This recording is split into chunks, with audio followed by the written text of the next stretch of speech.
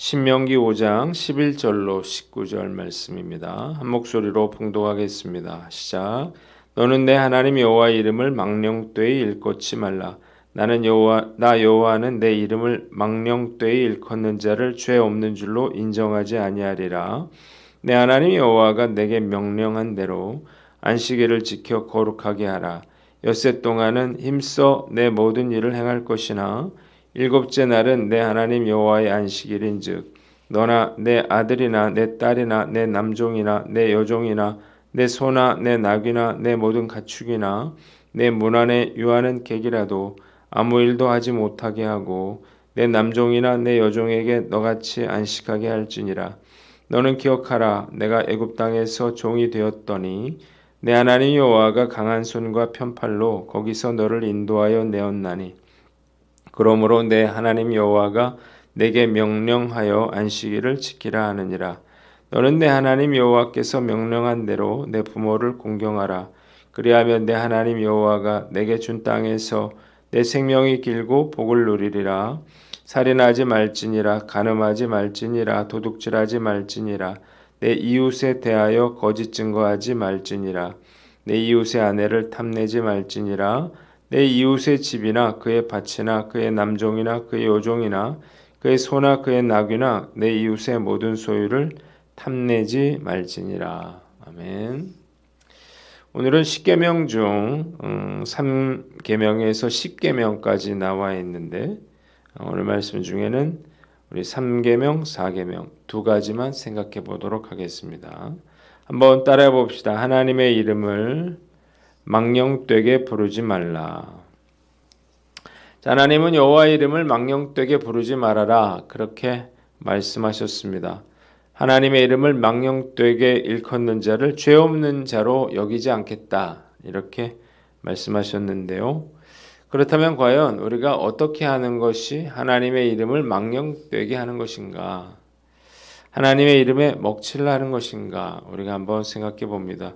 첫 번째, 우리가 하나님의 이름으로 거짓된 맹세를 할 때 하나님의 이름을 망령되게 부르는 것입니다. 아마 우리가 한 번쯤은 하나님 앞에서 맹세한다 이렇게 말해본 적이 있을 것입니다. 자신의 결백함을 증명하기 위해서 또한 중요한 그러한 서약을 할 때 반드시 지키겠다는 의미로 이렇게 하나님의 이름으로 맹세하는 건데 이런 걸 하지 말아라는 것입니다. 자, 예수님께서 마태복음 5장 34절에 도무지 맹세하지 말지니 하늘로도 하지 말아라 이렇게 말씀하셨습니다. 왜 이렇게 말씀하셨을까요? 이 맹세가 너무나 자주 거짓된 맹세가 되기 쉽기 때문입니다. 물론 맹세를 할 때는 진심이었을 것입니다. 그러나 맹세를 지켜야 될 때가 되니까 이제 마음이 바뀌는 거죠. 화장실 들어갈 때와 나올 때가 다른 것처럼 그렇게 우리의 마음이 바뀌기가 쉬운 것입니다. 그래서 우리가 수도 없이 맹세를 어기게 되는 거예요. 그렇다면 그 맹세를 믿었던 사람은 어떻게 되는가? 그 사람뿐만 아니라 하나님도 원망하게 되겠죠. 그리고 다시는 하나님의 이름으로 맹세하는 것을 그들이 믿어주지 않을 것입니다. 이것이 바로 하나님의 이름에 먹칠을 하는 것입니다. 나의 결백을 증명하기 위해서 또 다른 사람을 설득하기 위해서 하나님의 이름으로 맹세해서는 안 되는 것입니다. 맹세하고 지키지 못한다면 그것이 바로 하나님을 망령되게 일컫는 것이 되는 거예요. 상대방이 믿어주지 않더라도 어쩔 수 없는 거죠. 그래도 맹세한 뒤에 지키지 못해서 우리가 하나님이 우리에게 죄를 묻는 것보다는 나을 것입니다. 두 번째는 자기를 합리화하기 위해서 우리가 하나님의 이름을 사용하는 거예요. 릭 워렌이 이런 이야기를 했습니다. 오늘은 내가 청소를 하는 것을 하나님이 원치 않으셔. 침대에서 일어나고 싶은 그런 마음이 들지 않게 하셨어. 하나님께서 내가 그 약속을 지키기를 원하지 않으셔. 이것은 하나님을 핑계거리로 삼아서 자기 합리화를 하는 것입니다. 이런 것도 역시 여호와의 이름을 망령되게 일컫는 것입니다. 세 번째, 다른 사람을 이용하기 위해서 하나님의 이름을 사용하는 것이죠. 목회를 아주 잘하고 있는 목사님에게 한 전도사님이 찾아왔습니다. 하나님께서 이 교회에서 부교역자로 사역하라고 하셨다는 거예요. 목사님 어떻게 했을까요? 아주 지혜롭게 대답했습니다. 왜 하나님께서는 저에게 말씀하지 않으셨을까요? 저에게 하나님이 그렇게 말씀하시면 제가 연락을 드리겠습니다. 이런 일들이 의외로 많이 있어요. 당신이 뭘 해야 하는지 하나님이 알려주셨어. 당신이 나에게 이 돈을 빌려줘야 한다고 하나님 말씀하셨어. 이런 것들을 세상에서는 사칭이라고 합니다. 사칭이라고 하는 것은 자신이 원하는 것을 얻기 위해서 타인의 이름을 도용하는 거예요. 세상에는 이렇게 하나님의 이름을 도용하는 사람들이, 영적인 사기꾼들이 정말 많은 것 같습니다. 그런데 우리가 나도 모르는 사이에 이렇게 하나님의 이름을 망령되게 부르는 일이 적지 않다는 것입니다. 화가 나면 자녀들에게 너 계속 그딴 식으로 하면 하나님이 널 혼내주실 거야, 이렇게 협박을 하는 건데요. 이건 역시 우리가 하나님의 이름을 망령되게 일컫는 것입니다. 네 번째, 쓸데없는 일에 습관적으로 하나님의 이름을 사용하는 것입니다.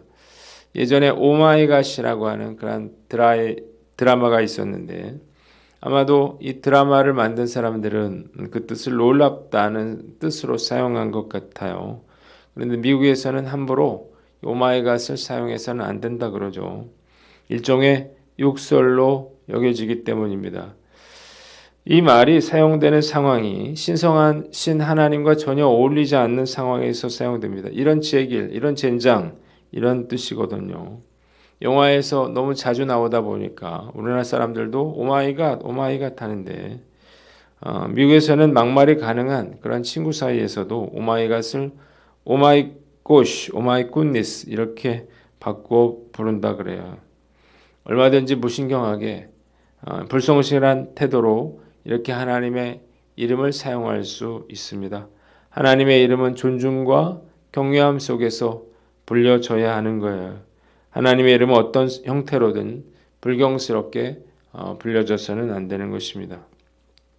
다섯 번째, 말과 행동으로 하나님의 이름을 망령되게 하는 것인데 우리가 예수 그리스도의 보혈의 은혜로 하나님의 자녀가 됐습니다. 우리는 어디서나 우리가 예수 믿는 사람이라고 하는 것을 밝혀야 할 그런 책임과 의무가 있어요. 그런데 우리가 왜 내가 예수 믿는다고 하는 것을 밝히지 못할까요? 이걸 밝히면 불편해지기 때문입니다. 말과 행동이 자유롭지 못한 거죠. 화가 나거나 짜증이 날 때, 또 사람들 앞에서 우리 거친 말을 하거나 욕을 하거나 상소리를 한다면 그가 바로 하나님의 이름을 망령되게 하는 자일 것입니다. 과연 나는 사람들 앞에서 어떻게 행동하고 있습니까? 말과 행동이 일치하도록 노력하고 있습니까? 나의 말과 행동이 달라서 위선적인 그런 모습을 보인다면 나야말로 하나님의 이름에 먹칠하는 사람일 것입니다. 하나님의 이름을 무분별하게 부르지 않도록, 망령되게 부르지 않도록 우리가 최선을 다하는 저와 여러분들 되시기를 주님의 이름으로 축원합니다. 두 번째는 안식일을 거룩히 지켜라는 것입니다. 한번 따라해 봅시다. 안식일을 거룩히 지켜라.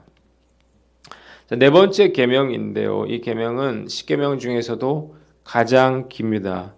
15구절의 3분의 1을 차지하고 있는데 이것은 안식일을 지키는 계명이 10계명 중에서도 가장 중요한 계명이기 때문입니다. 첫째로 안식일의 대상에 대해서 14절에 나와 있습니다. 본인뿐만 아니라 자녀와 남종, 여종, 심지어는 가축과 나그네라도 안식일을 지켜야 한다는 것입니다. 소와 말 같은 그러한 가축도 안식일을 지켜야 한다라고 하는 사실이 저에게 새롭게 그렇게 다가와요. 자, 왜 하나님이 이런 가축까지도 안식일을 지키게 하셨는가? 그들도 역시 하나님의 창조물이기 때문이겠죠. 그러니까 내가 만약 가장이라면 자녀들이 안식일을 지킬 수 있도록 해야 되는 거고, 사장이라면 직원들이 안식일을 지킬 수 있도록 그렇게 배려해야 하는 것입니다. 안식일의 명령에 있어서 예외는 없습니다. 그런데 어쩔 수 없이 주일에 일하는 직업을 가진 분들도 있습니다. 이럴 때 어떻게 해야 될까요? 뭐 새벽이라든지 아니면 저녁이라도 예배를 드리도록 하고, 전혀 그럴 수 없는 상황이라면 온라인으로라도 예배를 드리거나, 이것도 여의치 못하다면 평일이라도 예배드리고 쉼을 가져야 하는 거예요.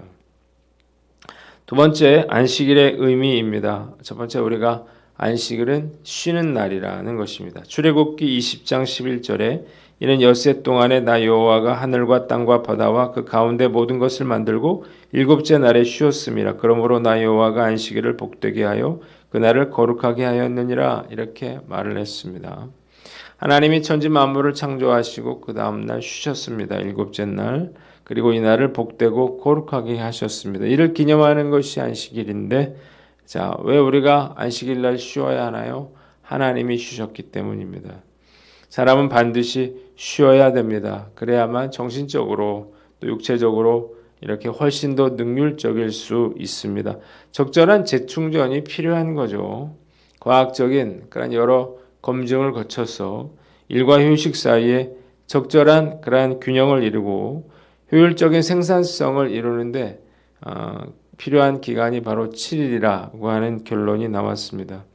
7일마다 그렇게 신체적으로, 정서적으로, 영적으로 재충전되어야 한다는 것입니다. 영적인 배터리가 고갈되기 때문인데 충전되지 않고 쓰면 결국 방전되겠죠. 안식일은 탈진의 예방책이고 스트레스가 가득한 이 세상을 이기기 위한 그러한 예방약이라는 것입니다. 7일 안식일 제도는 기독교에서 비롯됐지만 지금은 전 세계 사람들이 이것을 따르고 있습니다. 그런데 프랑스 무신론 혁명 당시 주일 예배를 막고 생산성을 늘리기 위해서 일주일을 10일로 바꾼 적이 있습니다. 어떻게 됐을까요? 생산성이 40% 감소했습니다. 러시아 혁명 때 레닌도 일주일을 8일로 늘렸다가 생산성이 30% 감소해서 다시 7일로 되돌려 놓은 적이 있었습니다. 하나님이 우리에게 안식일 날 쉬라고 말씀하신 데는 다 이유가 있는 것입니다. 쉬지 않으면 삶의 리듬이 깨어지고 그리고 건강은 물론 축복도 상실하게 되는 것입니다. 실제로도 미국에서 주일을 지키는 사람들이 그렇지 않은 사람보다 10% 더 오래 살더라, 이런 연구 결과도 나왔습니다. 안식일은 하나님의 날임을 기억하며 온전히 지키도록 노력해야 하는 것입니다. 그러나 두 번째, 안식일은 노는 날은 아니라는 것입니다. 자, 노는 날이 아니라 하나님께 예배 드리면서 쉼을 갖는 날이 안식일이라는 것입니다. 이사야서 58장 13절로 14절에 만일 안식일에 내 발을 금하여 내 성일의 오락을 행치 아니하고 안식일을 일컬어 즐거운 날이라 하여 이를 존귀히 여기고 내 길로 행치 아니하며 내 오락을 굳지 아니하며 사사로운 말을 하지 아니하면 내가 여호와의 안에서 즐거움을 얻을 것이라. 내가 너를 땅의 높은 곳에 올리고 내 조상 야곱의 업으로 기르리라. 여호와의 입의 말이니라. 이렇게 기록이 되어 있는데, 안식일은 오락을 행하며 노는 날이 아니라는 것입니다. 그런데 많은 사람들이 안식일을 하나님을 예배하고 안식하는 날이 아니라 오락의 날로 바꿨습니다. 그래서 금요일 날 저녁부터 어디로 놀러 갈까를 머리를 싸매고 고민합니다. 강으로, 산으로, 바다를 향해서 음악을 크게 틀고 웃으면서 떠나는데, 그래서 태양을 예배하고 바다를 예배하고 산을 예배합니다. 주일 저녁 때 이제 다시 서울로 올라오는 그런 사람들의 모습을 우리가 가끔 보게 되면 그들의 모습은 휴식을 취하고 난 후에 그런 편안한 모습이 전혀 아니에요. 스트레스를 받고 그리고 피곤해서 마치 다들 싸운 사람들처럼 보입니다. 자, 조금만 차가 끼어들어도 헤드라이트를 켜고 경적을 울려요. 저래가지고 내일 어떻게 일을 할까 하는 생각이 드는데, 수없이 많은 사람들이 주말마다 도시를 빠져나가서 일상으로부터 벗어나기 위해서 몸부림을 치지만 그들의 시도는 결코 성공할 수가 없습니다. 왜냐하면 결국 다시 그렇게도 빠져나오고 싶어 했던 그 자리로 다시 돌아가야 하기 때문이에요. 많은 사람들이 일요일 저녁이면 그렇게 풀이 죽는 이유가 바로 여기에 있습니다.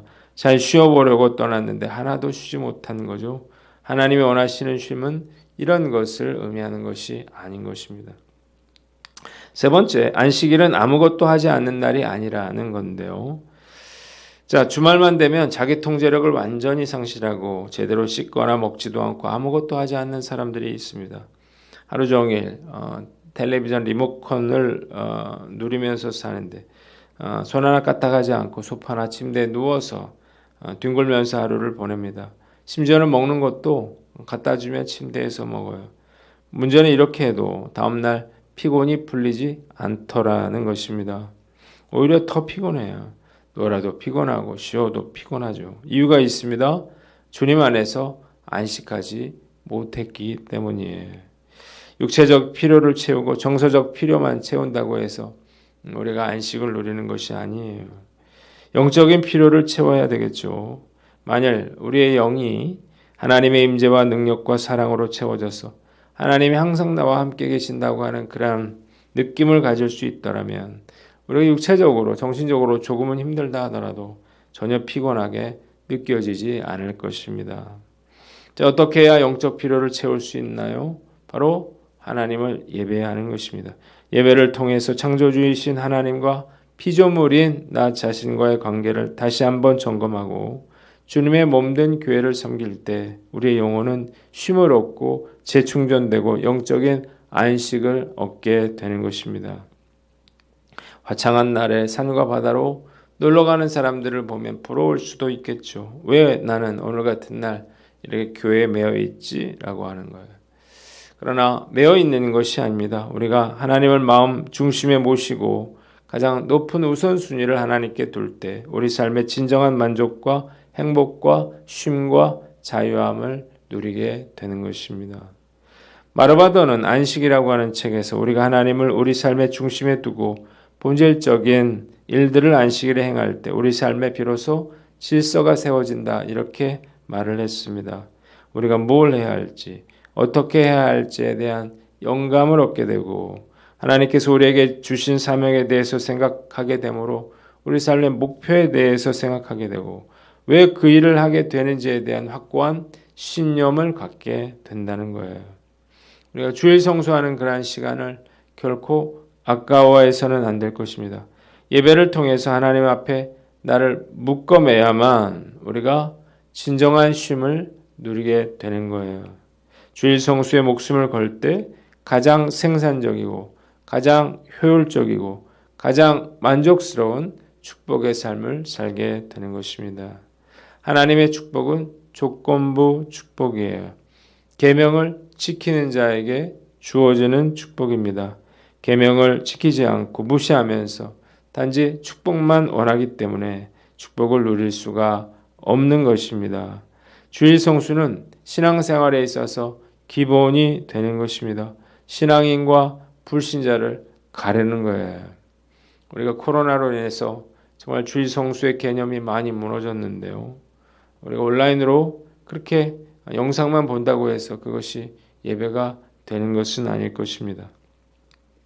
안식일을 기억하여 거룩하게 여겨라고 하는 명령은 선택이 아니라 하나님의 명령이라고 하는 사실을 기억하시고 우리가 나 자신 돌아보고 최선을 다해서 주일 성수함으로 우리가 거룩함과 하나님의 축복을 누리시는 저와 여러분들 되시기를 주님의 이름으로 축원합니다. 기도하겠습니다. 하나님 아버지, 우리가 하나님을 망령되이 부르지 않도록 하시고 우리가 하나님 주신 안식일을 거룩하게 지키며 살게 하여